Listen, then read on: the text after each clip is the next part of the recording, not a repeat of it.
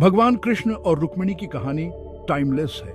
उनका प्यार सिर्फ दुनियावी प्यार नहीं था, ये एक पवित्र बंधन था, एक इटर्नल कनेक्शन। कृष्ण जो supreme personality of Godhead हैं, इंसानों के बीच रहते थे। उनकी लीलाएं, उनके डिवाइन खेल सारी सृष्टि को मोह लेते थे। रुक्मिणी देवी विदर्भ की राजकुमारी थी। वो देवी लक्ष्मी का अवतार थी, जो विष्णु की पत्नी है। उनकी सुंदरता अनपैरेलल्ड थी, उनके गुण अनमैच्ड थे। अपनी छोटी उम्र से ही उन्होंने कृष्ण की महिमा के बारे में सुना था। ऋषि और गवैया उनके डिवाइन रूप की तारीफ में गीत गाते थे। उनके प्यूर और डिवोटेड दिल ने उन्हें अपने भगवान के रूप में चुन लिया था। कृष्ण द्वारका में अपने धाम में सबके दिलों की बात जानते थे। उन्हें रुक्मिणी की अटूट भक्ति का पता था। उनकी आत्माएं हमेशा के लिए एक दूसरे से जुड़ी हुई थीं। उनका मिलना तय था। यह कोई सिंपल रोमांस नहीं था, ये एक डिवाइन अरेंजमेंट था, एक लीला जो दुनिया को सच्चे प्यार के बारे में सिखाने के लिए रची गई थी। भगवान हमेशा अपने भक्तों की रक्षा करते हैं। उनकी कहानी सही समय पर सामने आने का इंतजार कर रही थी। अब सुनिए कैसे ये पवित्र कहानी आगे बढ़ती है। विदर्भ के खुशहाल राज्य में राजा भीष्मक राज करते थे। वो एक न्यायप्रिय राजा थे, नेक और अपनी प्रजा में रिस्पेक्टेड। राजा भीष्मक के 5 गुणी बेटे थे और एक बेटी, विदर्भ का गहना राजकुमारी रुक्मिणी। वो गुणी, इंटेलिजेंट और बहुत ज्यादा खूबसूरत थी। उनका दिल सुबह की ओस की तरह प्यूर था। रुक्मिणी के सबसे बड़े भाई रुक्मी थे, एक घमंडी योद्धा। वो एम्बिशियस थे और बड़ी पॉलिटिकल इच्छाएं रखते थे। रुक्मी जरासंध जैसे ताकतवर राजाओं के साथ अलायंसेस चाहते थे। वो रुक्मिणी के कृष्ण के लिए अनकहे प्यार का जोरदार विरोध करते थे।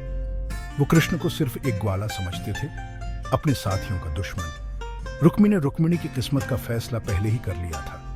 उन्होंने उसकी शादी चेदी के राजकुमार शिशुपाल से तय करने का प्लान बनाया था। रुक्मी के प्लान्स के बावजूद रुक्मिणी का दिल सिर्फ कृष्ण के लिए धड़कता था। उन्होंने कृष्ण को कभी देखा नहीं था, फिर भी वो उन्हें दिल से जानती थी। ज्ञानी ऋषि जी और दरबार में आने वाले मेहमान अक्सर कृष्ण की बातें करते थे। रुक्मिणी मंत्रमुग्ध होकर सुनती और उनका प्यार गहरा होता जाता। उन्होंने ठान लिया था कि सिर्फ कृष्ण ही उनके पति होंगे। वो एक चमत्कार के लिए, एक डिवाइन इंटरवेंशन के लिए प्रार्थना करती थी। रुक्मिणी की परेशानी हर गुजरते दिन के साथ बढ़ती जा रही थी। शिशुपाल के साथ तय शादी एक काले बादल की तरह मंडरा रही थी। उनका दिल सिर्फ द्वारका के भगवान कृष्ण का था। उन्होंने अपने प्यारे भगवान को एक सीक्रेट मैसेज भेजने का फैसला किया। रुक्मिणी ने एक भरोसेमंद मैसेंजर को ढूंढा। उन्होंने एक बुजुर्ग ब्राह्मण को चुना। रुक्मिणी ने उन्हें अपने मन की बात बताई। वो द्वारका तक का खतरनाक सफर करने के लिए मान गए। रुक्मिणी ने भगवान कृष्ण के लिए एक दिल से लिखा हुआ पत्र लिखा। उस वफादार ब्राह्मण ने वो कीमती पत्र लिया। वो तुरंत दूर द्वारका शहर के लिए निकल पड़े। वो ज्ञानी ब्राह्मण आखिरकार द्वारका के सुनहरे शहर पहुंच गए। ये एक शानदार शहर था जो समुद्र से घिरा हुआ और प्रोटेक्टेड था। उन्होंने शहर के मालिक भगवान कृष्ण से मिलने की आज्ञा मांगी। भगवान कृष्ण जो सब कुछ जानते हैं, उनका इंतजार कर रहे थे। उन्होंने ब्राह्मण का बड़े आदर और सम्मान के साथ स्वागत किया। ब्राह्मण ने रुक्मिणी का पत्र भगवान कृष्ण को दिया। भगवान ने उसे एक कोमल, सब कुछ जानने वाली मुस्कान के साथ स्वीकार किया। उन्होंने रुक्मिणी के शब्द पढ़े, उसकी दिल से की गई विनती। वो उसके सच्चे प्यार और जबरदस्त हिम्मत से बहुत प्रभावित हुए। उन्होंने उसकी भक्ति की सच्चाई को पहचाना। उन्होंने उसकी दृढ़ता और अपने प्रति अटूट विश्वास की तारीफ की। इतना सच्चा प्यार भगवान कभी अनदेखा नहीं कर सकते थे। भगवान कृष्ण ने तुरंत अपना फैसला सुनाया। उन्होंने कहा, मैं बिना देर किए विदर्भ जाऊंगा। रुक्मिणी ने मुझे चुना है और मैं उसकी भक्ति स्वीकार करता हूं। मैं उसे इस जबरदस्ती की शादी में नहीं धकेलने दूंगा। अपने भक्त की रक्षा करना और धर्म को बनाए रखना मेरा कर्तव्य है। विदर्भ जाने की तैयारियां तुरंत शुरू हो गई। भगवान प्यार और धर्म की रक्षा के लिए तैयार हो गए। इस बीच विदर्भ की राजधानी कुंडिनपुर में हवा में टेंशन भरा हुआ था। रुक्मिणी की शिशुपाल से शादी की तैयारियां जोरों पर थीं। शहर सजा हुआ था, मेहमान आ रहे थे, संगीत बज रहा था। लेकिन रुक्मिणी का दिल चिंता और इंतजार से भारी था। वो ब्राह्मण मैसेंजर से खबर का बेसब्री से इंतजार कर रही थी। हर गुजरता पल उन्हें सदियों जैसा लग रहा था। उनका मन कृष्ण पर टिका था, जो उनकी एकमात्र उम्मीद थे। वो चुपचाप प्रार्थना कर रही थी। उनका विश्वास ही उनकी एकमात्र ढाल थी। फिर वो वफादार ब्राह्मण लौट आए। उनका मिशन पूरा हो गया था। उन्होंने चुपके से रुक्मिणी से मिलकर कृष्ण का वादा बताया। ये सुनकर रुक्मिणी का दिल बहुत ज्यादा खुशी और चैन से भर गया। भगवान कृष्ण में उनका अटूट विश्वास सही साबित हुआ। वो जानती थीं कि उनके भगवान उन्हें निराश नहीं करेंगे। उन्होंने खुद को उनके डिवाइन आगमन के लिए तैयार करना शुरू कर दिया। परंपरा के अनुसार शादी से एक दिन पहले रुक्मिणी को मंदिर जाना था। उन्हें कुलदेवी देवी अंबिका की पूजा करनी थी। रुक्मिणी ने इसे एक डिवाइन मौका समझा। वो मंदिर गईं। उनका दिल सच्ची प्रार्थना से भरा हुआ था। उन्होंने देवी अंबिका डिवाइन मदर से प्रार्थना की।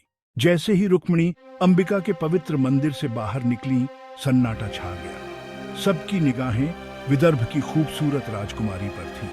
भगवान कृष्ण वीर और तेजस्वी अपने शानदार रथ पर पहुंचे।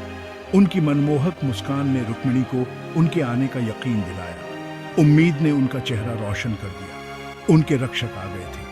उन्होंने धीरे से अपना हाथ रुक्मिणी की ओर बढ़ाया। उन्होंने अटूट विश्वास के साथ अपना हाथ उनके हाथ में रख दिया। एक तेज सुंदर हरकत में उन्होंने रुक्मिणी को अपने रथ पर बिठा लिया। वहां जमा राजा, जिनमें शिशुपाल और जरासंध भी थे, भौंचक के रह गए। कृष्ण के रथ के चारों ओर एक भयानक लड़ाई छिड़ गई। भगवान का सुदर्शन चक्र घूमा, अंधकार और दुश्मनों को दूर भगाता हुआ। दुश्मन सेनाएं जल्द ही हार गईं और बिखर गईं। विजयी और वीर भगवान कृष्ण रुक्मिणी देवी के साथ द्वारका की ओर तेजी से बढ़े। उनके हीरोइक एलोपमेंट और जीत की खबर उनसे पहले द्वारका पहुंच गई। द्वारका शहर खुशी के जश्न में डूब गया। नागरिक सड़कों पर कतार में खड़े थे, अपने भगवान और उनकी चुनी हुई दुल्हन का स्वागत करने के लिए उत्सुक। डिवाइन कपल के रथ पर फूलों की बारिश हो रही थी। हर घर और मीनार पर जीत के झंडे लहरा रहे थे। मधुर संगीत और जय श्री कृष्ण के नारों से हवा गूंज उठी। माहौल पूरी तरह से आनंद और उल्लास का था। द्वारका में एक शानदार शादी की जोरदार तैयारियां तुरंत शुरू हो गईं। पूरा शहर एक हेवनली स्वर्ग की तरह सजाया गया था। ज्ञानी, ऋषि और स्वर्ग लोक से देवता भी इकट्ठे हुए। वे इस पवित्र और शुभ मिलन को देखने आए थे। खुशी और उत्सव कृष्ण की राजधानी के कोने कोने में व्याप्त थे। पवित्र विवाह समारोह बड़ी धूमधाम से किया गया। इसमें सभी प्राचीन वैदिक रीतियों और परंपराओं का पालन किया गया। भगवान कृष्ण और रुक्मिणी देवी पवित्र अग्नि के सामने बैठे। उन्होंने एक दूसरे को वरमाला पहनाई और शादी के पवित्र वचन लिए। उनके हाथ जुड़े हुए थे, जो उनके इटर्नल बंधन का प्रतीक थे।